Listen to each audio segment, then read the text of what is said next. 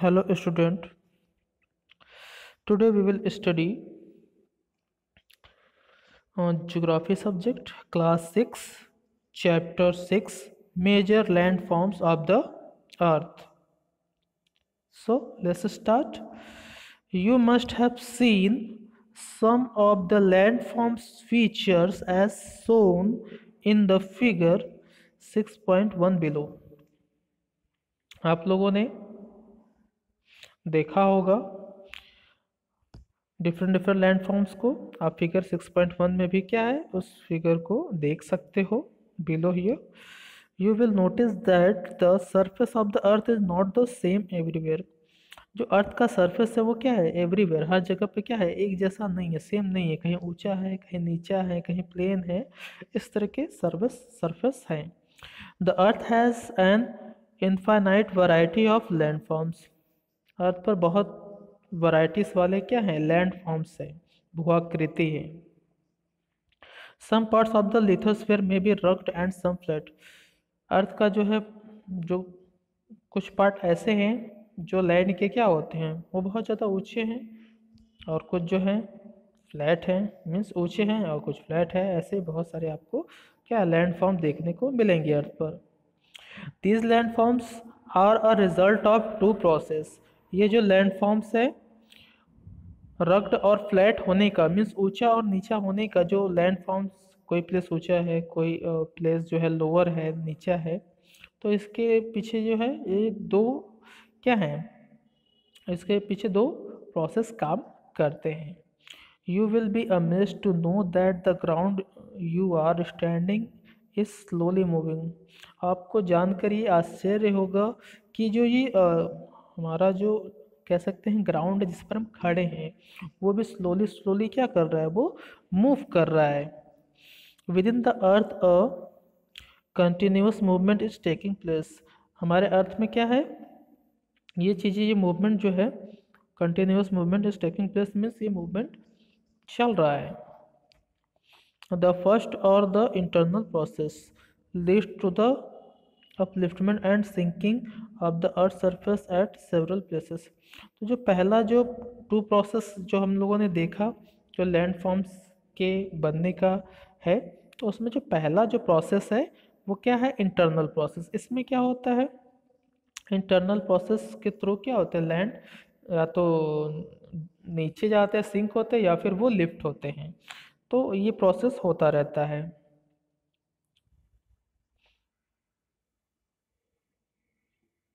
The second is external process is the continuous wearing down and rebuilding of the land surface। और दूसरा जो है external process है।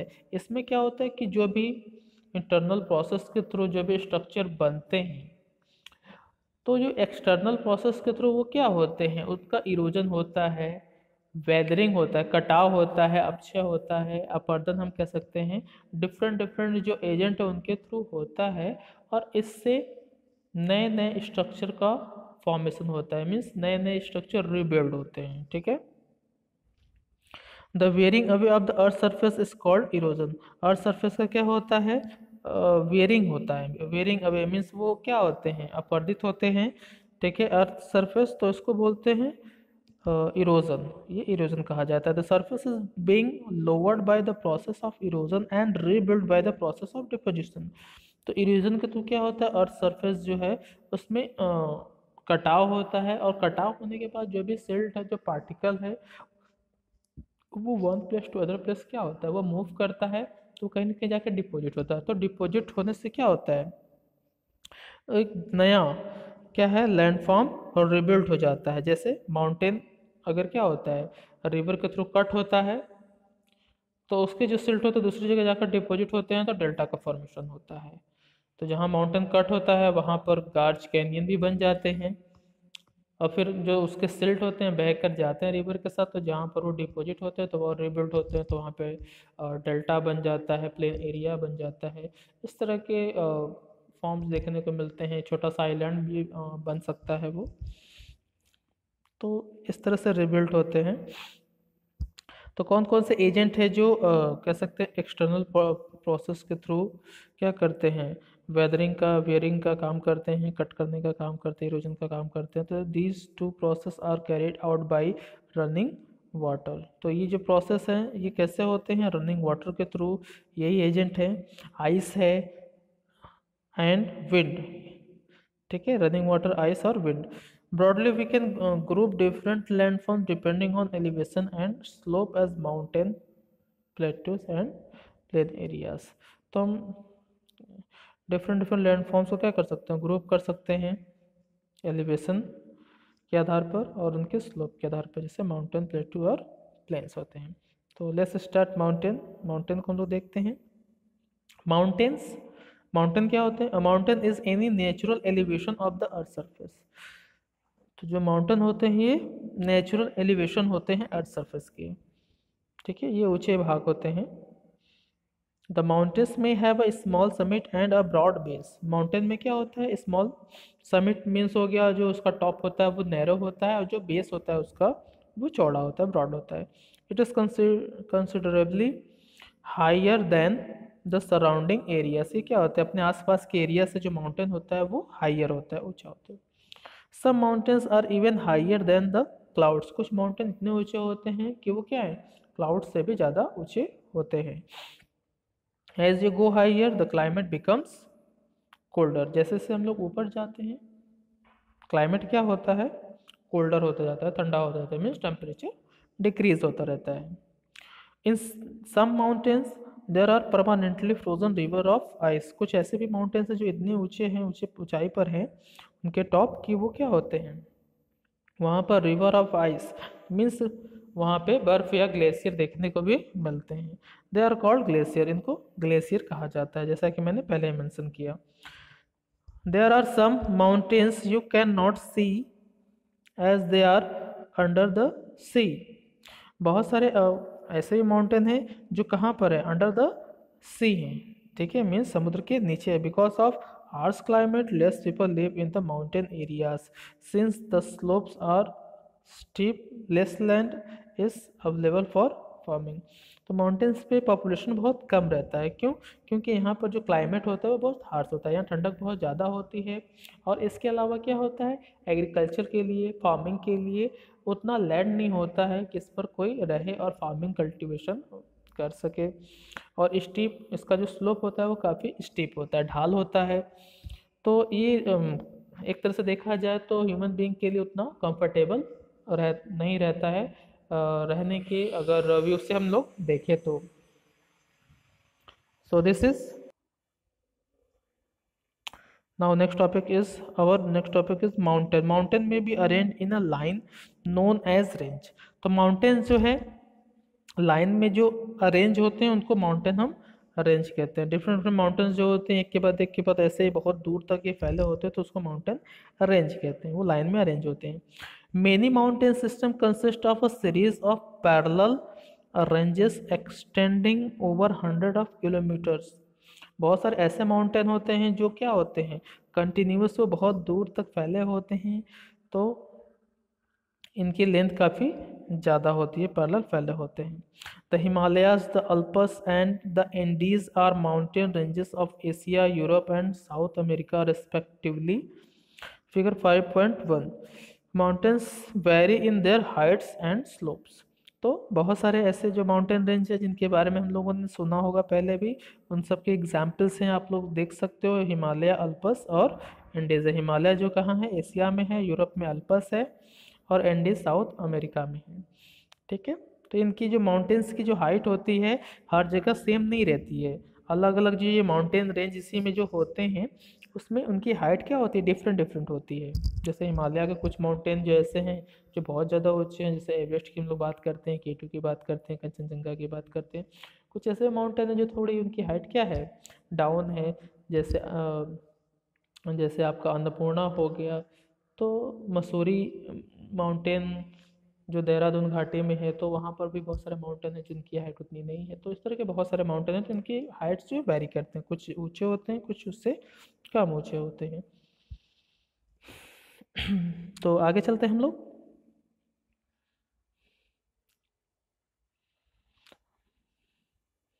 देर are 3 types of mountain. Mountain कितने types को होते हैं? देर आर 3 टाइप्स। माउंटेन के 3 टाइप्स होते हैं। तो first type is fold mountain, second block mountains, and third the volcanic mountains. The Himalayan mountains and the Alps are young fold mountain with rugged relief and high conical peaks। तो अगर हम fold mountain की बात करेंगे तो fold mountain का जो example है वो कौन है? ये दोनों यंग फोल्ड माउंटेन हैं। कौन कौन से हैं? आपका हिमालयन माउंटेन और जो अल्पस है, ये दोनों क्या है? फोल्ड माउंटेन है, यंग फोल्ड माउंटेन है, जो कि काफ़ी ऊंचे हैं। ठीक है, इनका जो पीक है वो काफ़ी क्या है? कोनिकल है। The Aravali ranges in India is one of the oldest fold mountain system. Aravali भी क्या है? ये भी आपका फोल्ड माउंटेन है, बट ये ओल्ड फोल्ड माउंटेन है, ये बहुत ही ओल्डेस्ट है, ये बहुत पुराना है, जो काफ़ी घिस भी किया है। ठीक है, वर्ल्ड का ये सबसे क्या है? पुराना माउंटेन में आता है, माउंटेन्स में आता है। The range has considerably worn down due to the process of erosion. ये क्या है? काफ़ी ये घिस चुका है इरोजनल प्रोसेस के थ्रू, बहुत पुराना है इसलिए। The Appalachian in the North America and the Ural mountain in Russia. तो अपलेशियन माउंटेन भी क्या है? ये भी ओल्ड फोल्ड माउंटेन है, और यूराल माउंटेन जो है रसिया का, ये भी आपका ओल्ड फोल्ड माउंटेन है, जो काफ़ी पुराने हैं, काफ़ी घिस भी चुके हैं। Have rounded features and low elevation. इनका जो टॉप है वो काफ़ी राउंड है, और कह सकते हैं जो एलिवेशन है, इनकी जो हाइट है वो भी काफ़ी कम हो चुकी है। They are very old fold mountain. ये सब बहुत ही पुराने क्या फोल्ड माउंटेन्स है, ओल्ड फोल्ड माउंटेन्स है। Now next type of mountain is block mountains. Block mountains are created when large areas are broken and displaced vertically. तो जो ब्लॉक माउंटेन होते हैं वो कैसे होते हैं? जो ब्लॉक माउंटेन होते हैं ये एक तरह से कह सकते हैं कि वर्टिकली जब कोई एरिया क्या होता है? डिस्प्लेस होता है ऊपर, एक अचानक क्या हो जाए, इंटरनल प्रोसेस के थ्रू क्या होता है, कोई लैंड क्या हो अचानक ऊपर उठ जाए, या फिर कोई लैंड जो है अचानक नीचे धंस जाए। तो इस तरह से क्या ब्लॉक माउंटेन का फॉर्मेशन होता है। तो ऊपर उठे हुए भाग को क्या बोलते हैं? वोट्स बोलते हैं, और जो प्लेस जो होता है जो नीचे धंस जाता है उसको ग्रैबन बोलते हैं। The Rhine valley and the वोस्गस mountain in Europe are example of such mountain system. तो आपका राइन वैली जो है और वोस्गस माउंटेन जो है यूरोप का, ये दोनों इसके एग्जाम्पल हैं ब्लॉक माउंटेन की। Locate them on the world map in the atlas and find out some more example of this type of mountain. तो बोल रहा है कि आप इस तरह के माउंटेन को सर्च करिए और एटलस से सर्च करके उसको लोकेट करिए मैप पर। तो आगे चलते हैं हम लोग। वोल्केनिक माउंटेन जो हमारा थर्ड टाइप ऑफ माउंटेन है। Volcanic mountain are form due to volcanic activity. Volcanic mountain कैसे बनता है? जब वोल्केनिक एक्टिविटी होती है, जब ज्वालामुखी फूटता है तो उसका लावा बार बार क्या है? बाहर निकलता जाता है, और वो क्या होता है? मेल्ट, जो मेल्टेड मैग्मा होता है वो सॉलिडिफाई होता रहता है, तो उससे वोल्केनिक माउंटेन का फॉर्मेशन होता है। तो जैसे इसमें एग्जाम्पल हम लोग देखेंगे वोल्केनिक माउंटेन का जो है एग्जाम्पल जो है माउंट किलिमंजारो इन अफ्रीका। तो माउंट किलिमंजारो जो है अफ्रीका में है, and Mount Fujiyama in Japan, और माउंट फ्यूजियामा जो है कि जापान में है। ये दोनों वोल्केनिक माउंटेन के एग्जाम्पल्स हैं। Mountains are very useful. Mountain जो होते हैं हमारे लिए बहुत यूजफुल होते हैं। अब कैसे यूजफुल होते हैं? तो the mountains are storehouse of water. Mountain जो होते हैं वो वाटर के स्टोर हाउस होते हैं। मीन्स माउंटेन पर क्या होते हैं? River of ice means glacier होते हैं, और वो मेल्ट होते हैं तो उससे बहुत सारे रिवर ओरिजिनेट होते हैं। जैसे आप लोगों ने देखा होगा, यमुना है, गंगा है, ब्रह्मपुत्रा है, इंडस है। तो ये सब क्या है? माउंटेन से निकलते हैं, और इसका यूज़ होता है डिफरेंट डिफरेंट वे में, लाइक हाइड्रो इलेक्ट्रिसिटी, और रिवर का जो वाटर होता है इरीगेशन के लिए, नेविगेशन के लिए, टूर के लिए, इंटरटेनमेंट के लिए, बहुत तरह से इसको हम लोग यूज़ करते हैं। तो ये हमारे लिए काफ़ी यूज़फुल होते हैं। Many reverse have their source in the glacier in the mountain. बहुत सारे क्या रिवर्स का सोर्स होता है जो माउंटेन पे जो ग्लेशियर होते हैं। Reservoirs are made and the water is harnessed for the use of people. ठीक है, बहुत बड़े बड़े रिजर्वायर बना जाते हैं और इस वाटर को यूज़ किया जाता है। पीपल इसको यूज़ करते हैं, लोगों के लिए भी यूज़ किया जाता है water. From the mountain is also used for irrigation and generation of hydro electricity. और जो वाटर यहाँ से मिलता है तो मैंने मेंशन किया ये था, इरिगेशन के लिए मीन्स खेतों में सिंचाई के लिए, और hydro electricity means electric generate करने के लिए भी इसको यूज़ किया जाता है। Mountains have a rich variety of flora and fauna. Mountain पर क्या होते हैं, बहुत सारे क्या आते हैं, डिफरेंट डिफरेंट टाइप्स के ट्री, प्लांट, मेडिसिनल प्लांट, ये सब मिलते हैं। और डिफरेंट डिफरेंट टाइप्स क्या होते हैं, एनिमल्स भी मिलते हैं। तो फ्लोरा एंड फोना भी काफ़ी रिच होता है। फ्लोरा मीन्स हो गया vegetation and fauna means animals. The forest provide fuel, fodder, shelter and other product. तो फॉरेस्ट से जो हमें हिमालयन एरियाज में जो हमें फॉरेस्ट मिलते हैं तो वहाँ से हमें फूल मिल जाते हैं, फॉडर मिल जाते हैं, जानवरों को खिलाने के लिए चारा मिल जाता है, शेल्टर मीन्स रहने के लिए भी हमें आश्रय मिल जाता है, एंड अदर प्रोडक्ट्स लाइक दूसरे भी प्रोडक्ट हमें मिलते हैं माउंटेन से, जैसे गम हो गया, resin etcetera. Mountains provide an idyllic site for tourist. Tourist को अट्रैक्ट करने के लिए क्या होता है, बहुत ही अच्छा एंटरटेनमेंट और वंडरफुल साइट भी, स्थान भी मिल जाता है। They visit the mountain for their scenic beauty. बहुत सारे टूरिस्ट क्या होते हैं, माउंटेन की क्या खूबसूरती को देखने के लिए यहाँ आते हैं, विजिट करते हैं। Several sports like paragliding, hang gliding और river rafting and skiing are popular in the mountain. तो बहुत सारे क्या हैं, स्पोर्ट भी हैं, जैसे पैराग्लाइडिंग है, हैंग ग्लाइडिंग है और रिवर राफ्टिंग, स्कीइंग है, ये सब भी क्या है, बहुत पॉपुलर है माउंटेन पर। Can you name some places in Himalayas associated with these sports. क्या आप बता सकते हैं जो हिमालयन पर इस तरह के जो खेल खेले जाते हैं या गेम पीपल्स एंजॉय करते हैं। आप इसका लिस्ट बना सकते हैं, अपनी कॉपी पे लिख सकते हैं, अपने टीचर से डिस्कस कर सकते हैं, तो आप बनाइएगा। चलिए हम लोग आगे चलते हैं। नेक्स्ट जो हमारा टॉपिक है वो प्लेटू है। तो फर्स्ट जो लैंड फॉर्म जो हमने भी जस्ट पढ़ा है वो माउंटेन था। अब नेक्स्ट जो हमारा लैंड फॉर्म है प्लेटू है। A plateau is an elevated flat land. It is a flat top table land standing above the surrounding area. तो जो हमारा प्लेटू होता है, a plateau is elevated flat land. तो प्लेटू जो होता है एलिवेटेड फ्लैट लैंड होता है। इसका जो टॉप होता है वो बिल्कुल क्या होता है, घिस चुका रहता है, टेबल की तरफ फ्लैट रहता है, स्टैंडिंग अबव द सराउंडिंग, ये आसपास के एरिया से काफ़ी, ये आसपास के एरिया से ऊंचा होता है। अ प्लेटू में हैव वन और more sides with steep slope. The height of the plateau often varies from few hundred meters to several thousand metre. तो देख सकते हैं हम इसमें कि जो प्लेट्यू होते हैं वो डिफरेंट डिफरेंट हाइट्स के होते हैं। इनकी जो हाइट होती है कुछ 100 मीटर से लेकर 1000 मीटर तक भी हो सकती है। Plateaus like mountains may be young और ओल्ड। तो जो ये प्लेट्यू होते हैं लाइक माउंटेन, ये माउंटेन की तरह होते हैं, ये भी यंग और ओल्ड होते हैं। The Deccan प्लेटू in India is one of the oldest प्लेटू। तो इंडिया का जो डेक्कन प्लेटू है ये बहुत ही क्या है, पुराना है, ओल्डेस्ट प्लेटू है।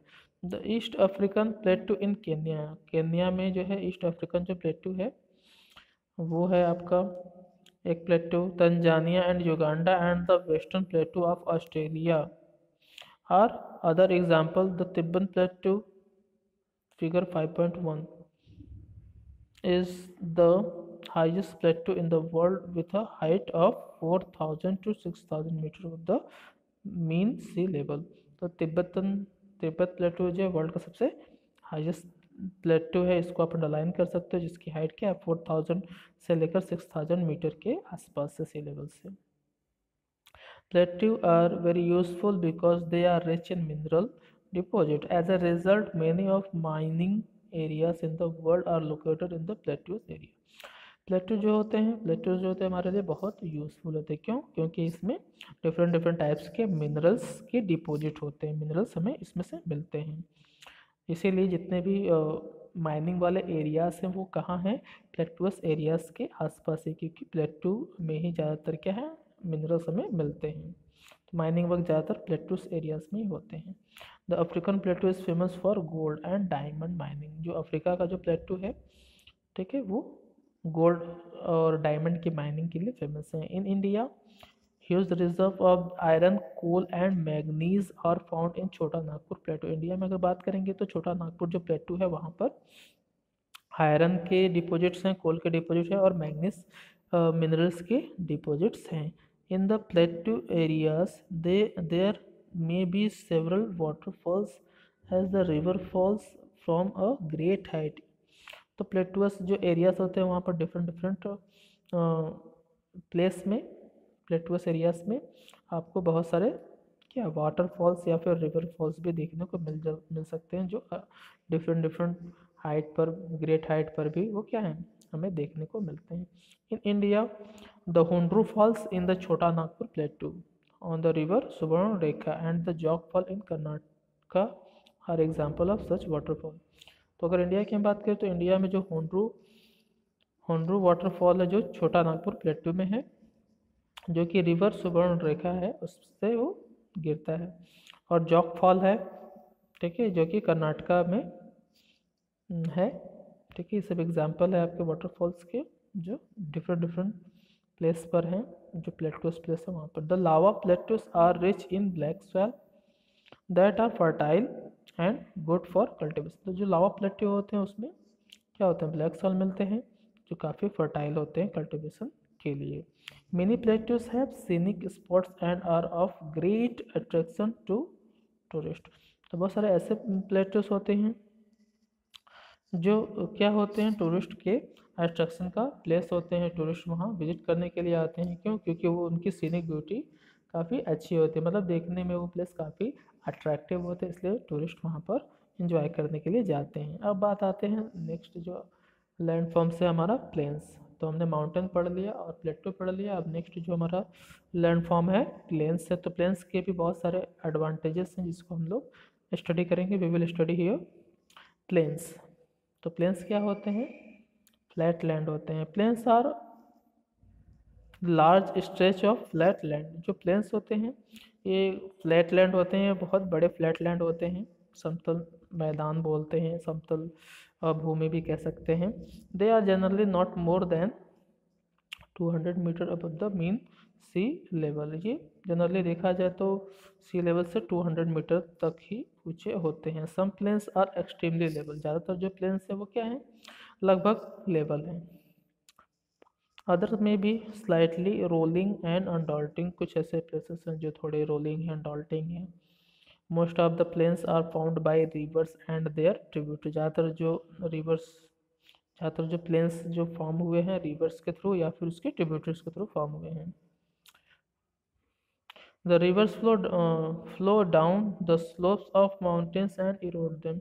तो जो रिवर है वो क्या होते हैं, वो फ्लो डाउन नीचे की तरफ बहते हैं, स्लोप्स को फॉलो करते हुए माउंटेन के, और इरोजन का भी, इरोड भी करते हुए माउंटेन को जाते हैं। मीन्स इरोजन प्रोसेस भी वो वहाँ होता रहता है, मीन्स इरोड करते रहते हैं। They carry forward the eroded material.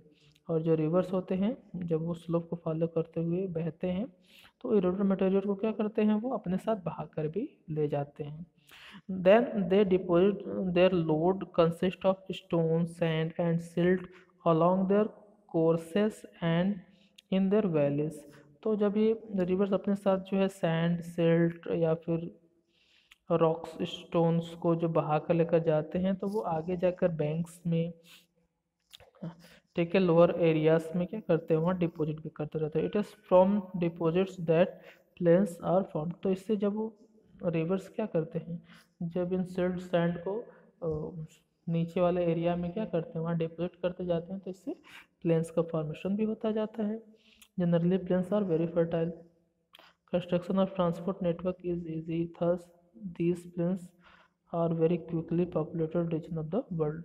तो देखा जाए सामान्यतः तो जो प्लेन एरियाज होते हैं वो बहुत फर्टाइल होते हैं। वहाँ पर प्लेन एरियाज में रोड को बनाना, बिल्डिंग को बनाना, हाउसेस को बनाना क्या होता है, इजी होता है, कंस्ट्रक्ट करना इजी होता है। इसलिए ये एरियाज बहुत जल्दी क्या होते हैं, पॉपुलेटेड हो जाते हैं, और ये एरिया वर्ल्ड में काफ़ी पॉपुलेटेड हैं भी। Some of the largest plains made by the rivers are formed in Asia. तो हम देख सकते हैं कि कुछ ऐसे जो एशिया कॉन्टिनेंट के जो प्लेन एरियाज हैं जो क्या हैं बहुत ज़्यादा बड़ा है, जो कि रिवर्स के थ्रू फॉर्म हुआ है। And North America for example, North America में भी है। For example in Asia these plains are formed by the Ganga and the Brahmaputra in India. तो अगर हम बात करेंगे एशिया में, तो these plains are formed by the Ganga and Brahmaputra in India. India में देखेंगे तो जो प्लेन है, प्लेन एरिया से गंगा और ब्रह्मपुत्र के थ्रू क्या प्लेन एरिया फॉर्म्ड हुआ है। And the Yangtze in China, और चाइना में यांगजी रिवर के थ्रू प्लेन एरिया का फॉर्मेशन हुआ है। आगे देखेंगे हम लोग, plains are the most useful areas for human habitation. तो अगर प्लेन की हम बात करें तो जो प्लेन एरियाज होते हैं ह्यूमन हैबिटेशन, मानव के रहने के लिए काफ़ी यूजफुल होते हैं। There is a great concentration of people और as more flat land is available for building houses as well as for cultivation because of fertile soil. तो फर्टाइल सॉइल होने की वजह से क्या है और प्लेन होने की वजह से क्या है, यहाँ पर क्या होता है एग्रीकल्चर, कल्टिवेशन और जो हाउस का जो कंस्ट्रक्शन है, घर बनाना काफ़ी आसान होता है। इसलिए लोग यहाँ पर रहना भी पसंद करते हैं क्योंकि मैन के लिए काफ़ी कंफर्टेबल और सूटेबल होता है। The land is highly productive for cultivation. In India too, the Indo-Gangetic plain are the most densely populated region of the country. तो इंडिया में अगर हम बात करेंगे तो इंडो जो गंगेटिक जो प्लेन एरियाज है ये काफ़ी क्या डेंसली पॉपुलेटेड रीजन है इंडिया का। तो आप लोग देख सकते हैं नदर्न प्लेन काफ़ी पॉपुलेटेड है। अब हम बात करेंगे जो हमारा नेक्स्ट टॉपिक है land forms and the people. Different different land form में डिफरेंट डिफरेंट पीपल रहते हैं, हम लोग उसकी बात करेंगे। तो ऐसे हम लोग इस टॉपिक को क्लियर करेंगे कि किस किस लैंड फॉर्म में कौन कौन से क्या है लोग रहते हैं। तो human have been living on different kinds of land form in different ways. तो ह्यूमन जो होते हैं डिफरेंट डिफरेंट लैंड फॉर्म्स में डिफरेंट डिफरेंट वे में रहते हैं। Life is difficult in mountainous areas. तो माउंटेनियस एरियाज में क्या है लाइफ काफ़ी डिफ़िकल्ट होती है। क्यों? क्योंकि वहाँ पर कल्टीवेशन के लिए, फार्मिंग के लिए लैंड नहीं होता है, हाइट ज़्यादा होती है, स्लोप भी स्टीप होता है, क्लाइमेट हार्श होता है, इसलिए माउंटेनियस एरियाज में ज़्यादा लोग नहीं रहते हैं। इसीलिए माउंटेन जो होता है थिनली पॉपुलेटेड होता है, बहुत कम वहाँ पर पॉपुलेशन देखने को मिलता है। अब आगे देखेंगे हम लोग plains provide much better condition, जबकि प्लेन एरियाज जो होते हैं वो ज़्यादा बेटर कंडीशन प्रोवाइड करते हैं। क्यों? क्योंकि आप लोगों को मैंने एक्सप्लेन किया है कि प्लेन एरियाज में फार्मिंग के लिए लैंड, ट्रांसपोर्ट के लिए भी समतल लैंड या प्लेन लैंड मिल जाता है, फ्लैट लैंड मिल जाता है, बिल्डिंग बनाना भी ईजी होता है। तो इस तरह से प्लेन एरिया ज़्यादा कंफर्टेबल होता है। It is easy to grow crops, building a house और road in plain than mountain. Mountain की तुलना में क्या है प्लेन एरियाज में रोड बनाना, बिल्डिंग बनाना, फार्मिंग करना ईजी होता है। ये सारी चीज़ें अवेलेबल होती हैं प्लेन एरियाज में। Can you point out some differences in the way people live on different kinds of landform. तो जैसा कि सारा कुछ एक्सप्लेन किया गया, तो क्या आप इसको इन डिफरेंसेस को डिफाइन कर सकते हो? डिफरेंट डिफरेंट लैंडफॉर्म में लोग रहते हैं, पॉपुलेशन की क्या कंडीशन होती है, आप इसको अपने वर्ड में एक्सप्लेन कर सकते हो या क्लास में डिस्कशन कर सकते हो एक्टिविटी के थ्रू। Some time natural calamities such as earthquake, volcanic eruption, storms and floods cause wide spread destruction. तो कुछ ऐसे भी प्लेसेस होते हैं, कभी कभी होता क्या है कि नेचुरल कैलामिटीज मतलब प्राकृतिक आपदाएं भी आती हैं, जैसे अर्थक्वेक, वोल्केनिक इरप्शन और आंधी तूफान, ये सब भी आते हैं, बाढ़ भी आ जाता है। तो इससे क्या होता है बहुत ज़्यादा नुकसान होता है। Huge loss of life and property take place. इससे क्या होता है जन धन की हानि होती है, बहुत लोग मारे जाते हैं, जानवर मर जाते हैं, बिल्डिंग्स को नुकसान पहुंचता है। By creative awareness about such incidents we may lower the risk. अगर हम लोगों के बीच में क्या करें, इन कैलामिटीज़ जो है, आपदाएं जो है, प्राकृतिक आपदा है, लोगों के बीच में अगर अवेयरनेस क्रिएट करें, लोगों को अवेयर करें, तो हम इस रिस्क से, इस मुसीबत से क्या है बच सकते हैं और इसको कम भी कर सकते हैं। You may find out from your own surrounding in how many ways we use the land and water. अब क्या है, इसमें कह रहा है कि आप अपने आसपास देखिए और खुद उसको समझने का प्रयास करिए, ऑब्जर्व करिए कि किस तरह से हम लोग लैंड और वाटर को यूज़ करते हैं. Quite often we use the land in a waste manner. हम लोग जनरली क्या है देखते हैं कि किस तरह से हम लोग वेस्ट करते हैं लैंड को, वेस्टफुल मैनर में लैंड को यूज़ करते हैं. For example constructing house on a fertile land. अगर हम क्या फर्टाइल लैंड पर अपना घर बना देंगे, जो उपजाऊ लैंड है उस पर अपना घर बना देंगे, तो क्या होगा, वो उपजाऊ लैंड खत्म हो जाएगा, तो उपजाऊ जो लैंड है, फर्टाइल लैंड है, वो कम हो गया ना. तो this is similarly we throw garbage on land और in water making them dirty. और इसी तरह हम लोग अगर देखें तो हम लोग किस तरह से क्या करते हैं, गार्बेज इधर उधर फेंक देते हैं, लैंड पे फेंक देते हैं. इससे क्या होता है, लैंड पोल्यूशन होता है. तो हमें क्या करना चाहिए, गार्बेज को डस्टबिन में डालना चाहिए, एक स्पेसिफिक प्लेस पर डालना चाहिए. और वाटर को भी हम लोग बहुत ज़्यादा बर्बाद करते हैं. बहुत सारे लोग तो कूड़े कचरे को वाटर में ही फेंक देते हैं. तो इससे क्या होता है, वाटर पोल्यूट होता है. तो हमें क्या करना चाहिए, इस तरह के काम नहीं करना चाहिए. लोगों को भी अवेयर करना चाहिए कि इस तरह से पॉल्यूशन होता है. तो हमें खुद भी पॉल्यूट नहीं करना चाहिए, दूसरों को भी इसके बारे में बताना चाहिए कि इससे वाटर पोल्यूशन हो सकता है, इससे बचिए. तो इस तरह से हम वाटर को पॉल्यूट होने से भी बचा सकते हैं. We should avoid using such important gift of nature in careless manner. ठीक है, हम लोग क्या करते हैं, इतने ब्यूटीफुल नेचर ने इतना ब्यूटीफुल गिफ्ट दिया है नेचर ने, लेकिन हम लोग क्या करते हैं, उसकी केयर नहीं करते हैं. हम लोग क्या करते हैं, उसको वेस्ट कर रहे हैं. इसलिए हमें उसको प्रोटेक्टिव वे में यूज़ करना चाहिए. The available land is not only for our use. जितने भी नेचुरल चीज़ें हैं, अवेलेबल लैंड है, फॉरेस्ट हैं, वो केवल हमारे यूज़ के लिए नहीं है. It is our duty to leave the earth a better place for future generation as well. हम इसको, जो नेचर ने हमें गिफ्ट दिया, जो रिसोर्स हमें दिया है, जिसको हम लोग यूज़ कर रहे हैं, तो उसको इस तरह से यूज़ करें कि वो फ्यूचर के जनरेशन के लिए भी काम है, फ्यूचर में भी ये हमारे काम है. तो बच्चों, ये रहा आप लोगों का जो है लेसन 6 कंप्लीटेड.